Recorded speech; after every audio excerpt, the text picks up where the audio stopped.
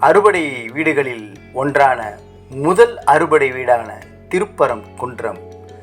சமீபத்தில் குடமுழுக்கு செய்யப்பட்ட திருப்பரங்குன்றம் முருகப்பெருமானை வணங்குவோம், அவர் அருளை பெறுவோம். கந்தனுக்கு அரோகரா, திருப்பரங்குன்றம் செந்தில் ஆண்டவனுக்கு அரோகரா.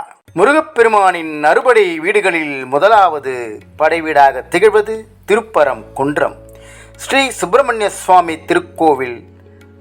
முருகப்பெருமானின் அறுபடை வீடுகளில் முதலாவது படைவீடாக திகழ்வது திருப்பரங்குன்றம் ஸ்ரீ சுப்பிரமணிய சுவாமி திருக்கோயில். முருகப்பெருமான் தெய்வ யானையை திருமணம் செய்து கொண்ட தலம்.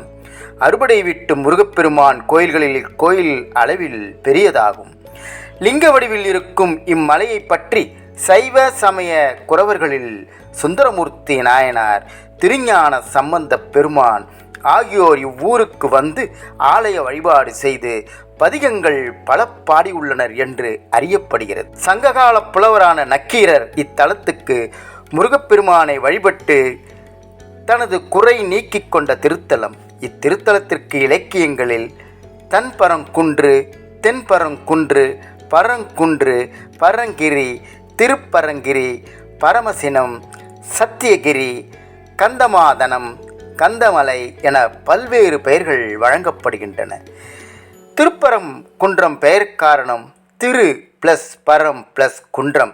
பரம் என்றால் பரம்பொருளான சிவபெருமான், குன்றம் என்றால் குன்று, அதாவது மலை.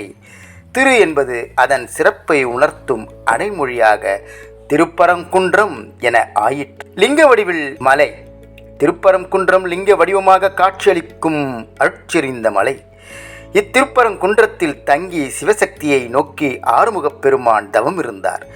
இக்குன்றமானது சிவலிங்க வடிவிலேயே காணப்படுவதால் சிவபெருமானே குன்றின் உருவில் காட்சியளிப்பதாக எல்லோராலும் வணங்கப்பட்டு வருகிறது.